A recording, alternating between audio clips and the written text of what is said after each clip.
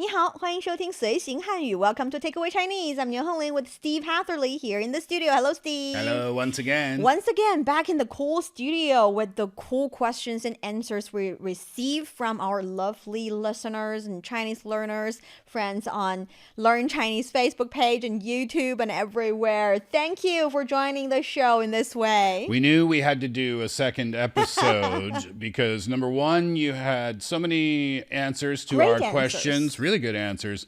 But number two, we just didn't want to waste the opportunity to do another show in this studio. that too. Yeah. So thank you for providing us with the opportunity.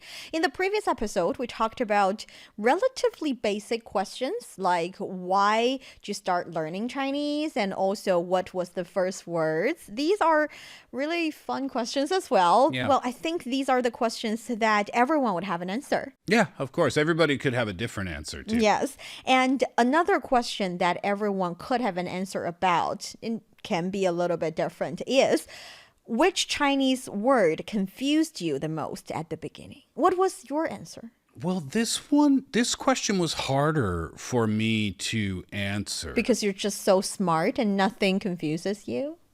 Everything confuses me. I think that's why I couldn't find an answer, because everything was confusing.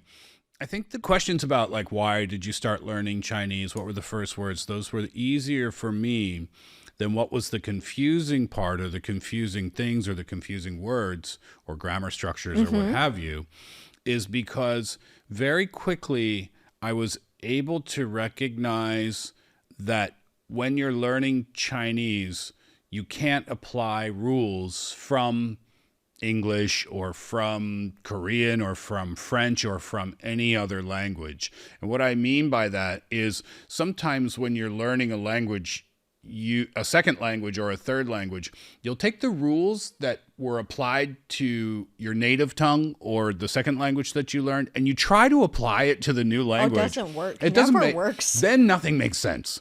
Right? You have some habits that you'll try to apply, but it doesn't translate, it doesn't transfer. So that's a good language learning tip, I think. Just try to remember that when you're learning Chinese, you're learning the rules of Chinese and they apply to the rules of Chinese. And I think that's really helped me avoid finding things to be overly confusing. Yes, because if most of the times the things that confuses you, one thing could be that you didn't get the perfectly correct or suitable answer explanation for you. But another reason could be that there's no answer. You were trying to find out a rule, but it turns out the thing that confuses you was an exception. Yeah. And that, like you said, it's not only in Chinese learning, it's in every second language or third language learning. When I was learning English, one thing that my teacher always say is 语感. 语感. 语 is 语言, 语言 is language, we know about that, and 感 is 感觉. 感觉 is a feeling. So sometimes when it comes to language, it's a feeling. When you hear the sentence or when you hear that language often enough, a feeling would grow on you and you kind of feel like, oh, that sounds natural in that language. Oh, that sounds a little bit weird. You cannot finger point what goes wrong, but it sounds wrong and you would not choose that answer. And that feeling is 语感, and that feeling comes from continue listening to it and watching Chinese drama and listening to Chinese songs and having Chinese friends and using it often enough. I think I've just come up with an answer.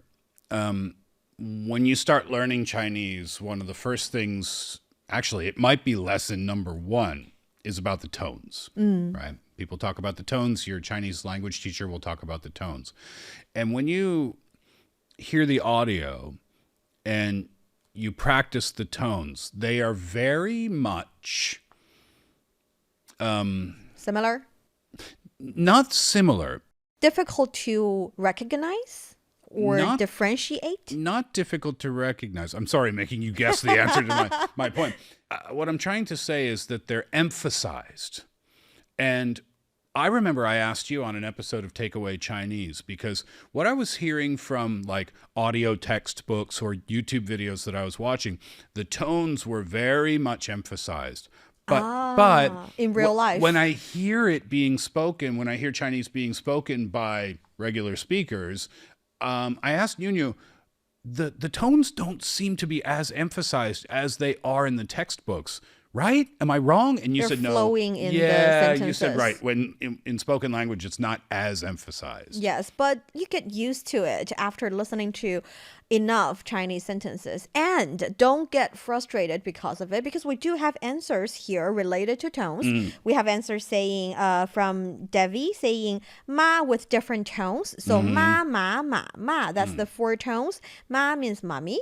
Ma can be related to different types of material and a specific type in fabric. And ma can be cursing or using, bad languages. And what I was trying to say is that don't get frustrated, because when kids started to learn Chinese, they got confused with tones as well. That's why we have different tongue twisters to try to help kids separate or differentiate different tones. Do you know one? Just I off the top? do. I was just trying to say this one because for ma, for example, there's one saying "mama 骑马, ma man, mama ma man ma." So mama is mommy. Yeah. 骑马 is riding on a horse. Ma man, the horse is slow. Mama, ma man ma, mommy is cursing the slow horse. So see, it does have a meaning, even though it does not make that much of a sense. Yeah. Still, it's trying to teach kids about the 4 tones. I think another one for me, and it wasn't confusing, it was just you have to get used to it. And Chinese is a musical language because of the tones. But me being a native English speaker, and yes, of course, every language has its kind of ups and downs and ups Yes. and downs, and you can denote or you can relate your emotion through that. But it's hard to convince your brain that those tones are not just, kind of important. It's very important. They're essential Yes. that you get them right. Yes. Otherwise, you could be saying something completely different. And I think that's one of the real challenges of the tones is getting used to the importance of them. And one thing that I don't know if you have already noticed is that, yes, Chinese characters have tones, but at the same time, our sentences also have different tones in the sense that different tones or different context would signal different emotion as well. So you have to really know the tones of the characters and then understand the tones of the sentences to understand if this person is praising you or being sarcastic. So you're telling us there are tones within the tones. Yes. Great. More to learn. You'll be fine after learning it for a while. Let's check some of these answers and find out. Again, the question was, which Chinese word confused you the most in the beginning? Becky says buy and sell in Chinese. Why did Becky say that? Because buy in Chinese is 买, 买, and sell in Chinese is 卖. 买. So also still tone related. It's the tones. Yes. 买 and 买. Yeah, so 买 is to buy and 卖 is to sell. Yeah. And also we have Chris saying 乐 or 乐, 快乐, 音乐. And also 行, which means yes, and 银行, which means bank. Oh, by the way, 快乐 is happy, and 音乐 is music. And I think yours is related to what we call 多音字. 多音字. So 多 means many or plural. Yin is the sound or the voice or here the pronunciation. And 字 is character. So 多音字 would be the character with different pronunciations. And usually when they have different pronunciations, they have different meanings. So the character doesn't change. But the meaning of it, the way of saying it, pronunciations of it changes. And the clue, if you're confused, the clue is what's around the other character. Yes, the word, Yeah, the that gives you- context. Yes, so that's one. And also pronouncing 话. I don't know why that one confuses you. So if you're watching this and you can further explain, please let us know. And also, 坐 and 走 pronunciation. This is a good one because one of my friends can never tell the difference between 坐 and 走 because the pinyin of these two characters are quite close. So 坐 would be in English letters, Z-U-O, whereas 走 would be Z-O-U. So again, remember, those are pinyin, not English letters. Yeah. That might help. Another challenge for me with my English-speaking brain is the pronunciation of the TZ sound. That 字. That's a challenge because we don't really have that one in English. Not commonly used anyway. Yeah, so in every Chinese or in every language learning, you would encounter something that you find a bit too far away. For example, in English, you have the TH sound which would require you to bite your teeth, to bite your tongue a little bit. In Chinese, we don't have that. Yeah. And that is something completely new to us. So consider this something new completely to you. Payback time. Yeah. And of course, there are a lot of challenges and some. One thing that I'm very proud of is that we are able to explain almost all of the confusing points that our lovely friends sent us, which means sometimes it's not that confusing. It's just, it takes a bit more time to master. It takes a bit more explanation. And as long as you learn that language long enough, you can conquer each and every challenge case by case. And once it's 2 years or 5 years, you realize that you can solve almost all the problems you encounter in year 2 or year 3. And that's the thing, is that in the beginning you will have your difficulties, and then you'll move on to the next stage. And you forgot the previous difficulty, but meet new ones. That's why you forgot the previous difficulties, because you met new ones. Yeah, it just keeps coming and coming. But that's, that's part of every language learning process. And the reason that people are able to and people would continue to have the drive, the motivation to do so is because there are always some treats in the learning journey.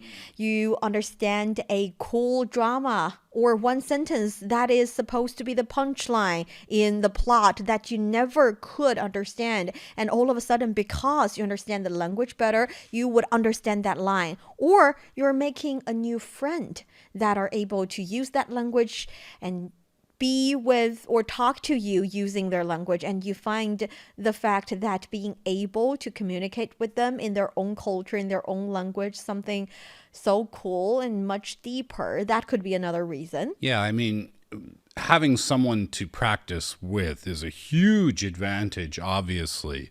That's the role that we try to play with our audience, is to be that someone for you, so that when you encounter your difficulties, then we can try to answer those questions for you. You make me want the answer of our next question. Do you have a Chinese friend? And share your story. To be, yes, we do have Chinese friends, and that's Niuniu. And I would love that answer. But before going into that answer, let's see what are some other, answers that we received. Sure. My Abba says, well, I have a few, and they are all always so polite and helpful and kind, and they have really helped me navigate life in China. I'm grateful for them. That's the thing. I don't know if it's a Chinese thing or if, probably it's universal. When we, as Chinese, know that you're trying to learn our language, we would go out of our way to help because we really appreciate the effort. Yeah. In my experiences, it happens in a lot of places around the world, but it definitely happens here in China too. I have been lost on more than one occasion in this city. No, it's part of the fun of traveling for me. That doesn't stress me out at all. Oh, good. That's good. If I get lost walking around, and part of the reason for that is because Beijing and China, it's super, super, super safe. You have nothing to worry about.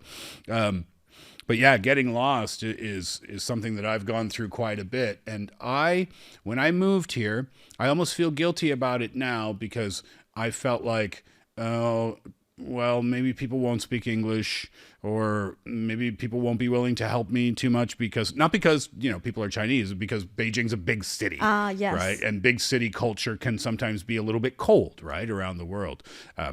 I've asked on numerous occasions for directions, and I've been helped every single time. Happily, by the way. And people I'm are very always much glad. curious about where I'm from yes, and what's going on and why I'm lost and, things like that. In China, we say 热情好客.热情好客.热情好客.热情好客. Yes, 热情 is like warm-hearted or passionate about things. Yeah. And 好客 is hospitality. And the thing is that, yes, we are very, very warm-hearted. But Chinese people would even compete about who are the most hospital kind of people in which province, which part of the country. For example, people in Dongbei, that the northeast part, northeast 3 provinces, they are very, very warm-hearted and they would welcome you and they would even change their city decorations and adapt their traditional food to cater to the needs of the travelers, no matter if it's expats or travelers from other parts of the country. And they're very, very kind, and they would treat you with really huge share of food.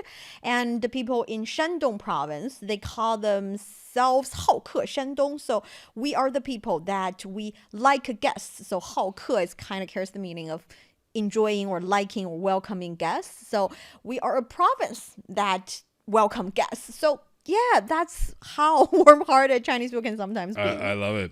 Let's check another answer here. Do you have Chinese friends? Ooh, this one's romantic. Oh. Attila says, I have one. It's a romantic story. We met in 2016 in Budapest. We went for 1 year in the same building to school. And we have almost the same age, only a few days difference. I liked her and wrote her a romantic message, and that was just the beginning.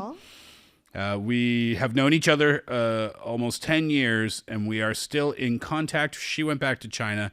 I live in Serbia, but I promised her I'll meet her again, but this time in China, and I hope it'll happen in 2026 for the 10th anniversary of the friendship. Aww. She is the cutest, most polite, and kind person I ever met.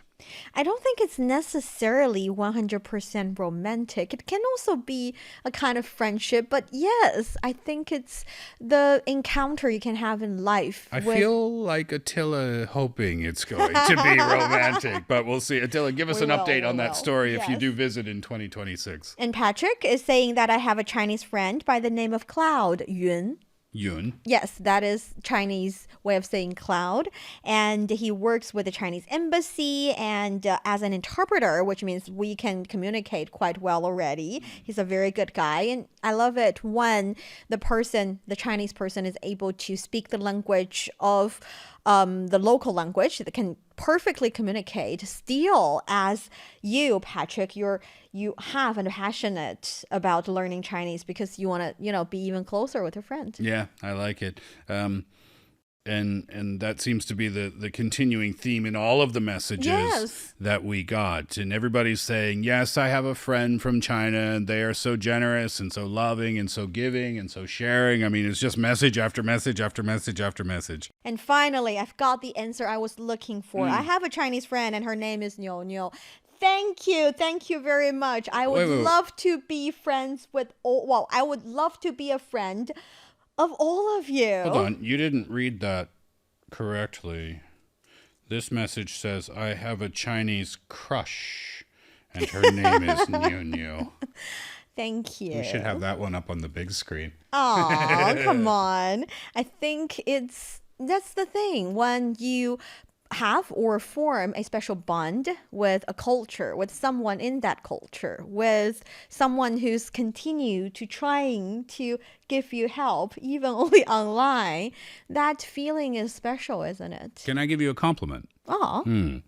I think one of the things that makes takeaway Chinese popular, and you could maybe send a message if you agree with me, is that Chinese can be a very intimidating thing for people who don't have experience with it or have never had the opportunity to learn it.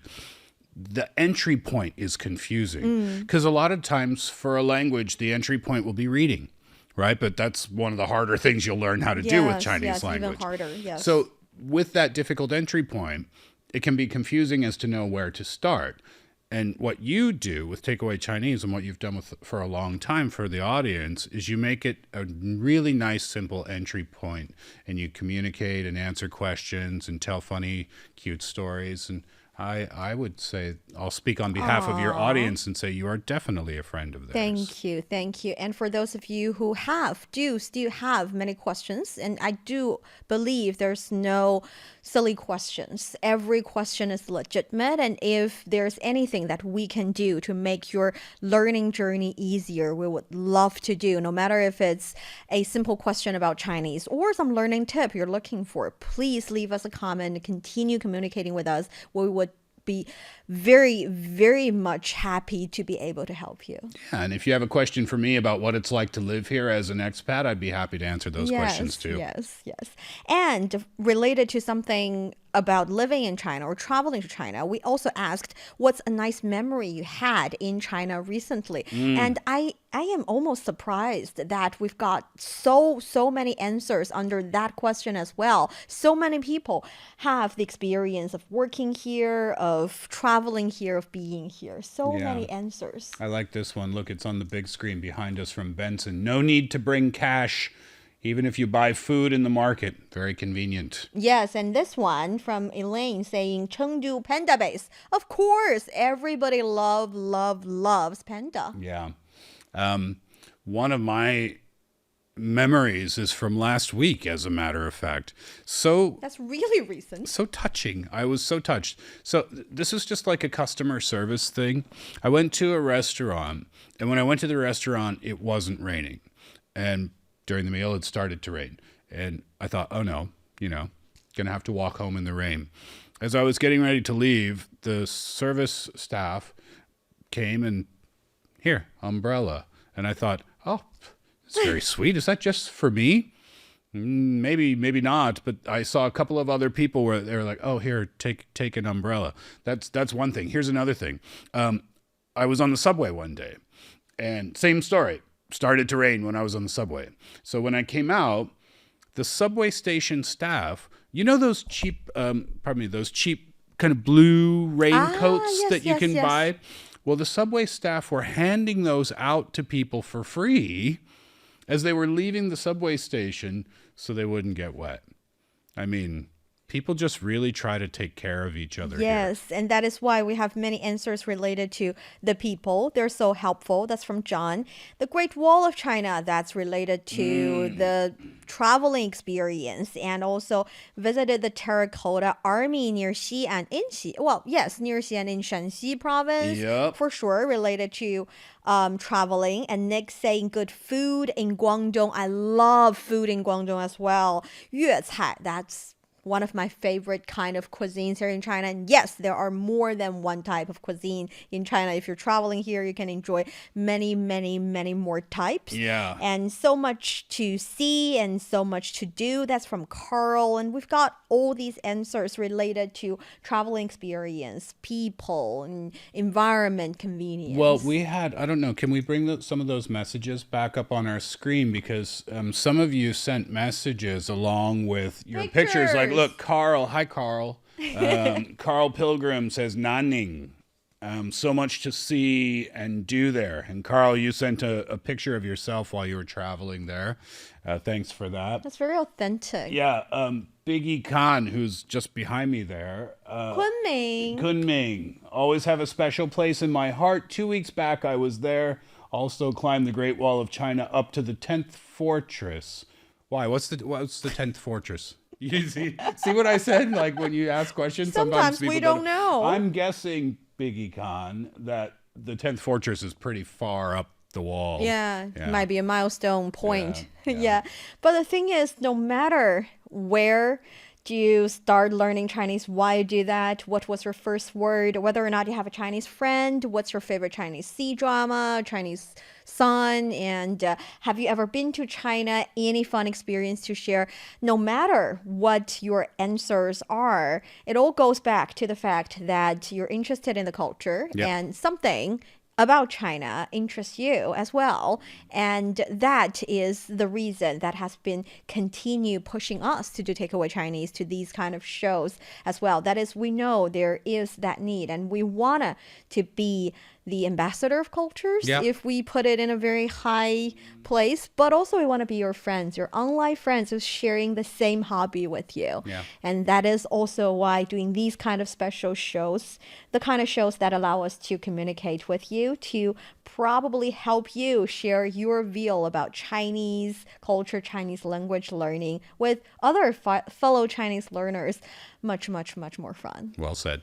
And thank you so much for being with us all this time, and we'll see you next time. And if you have anything, please leave the comment in the comment area. I'm Niuniu with Steve. Thank you so much. Bye bye, everybody. Bye bye.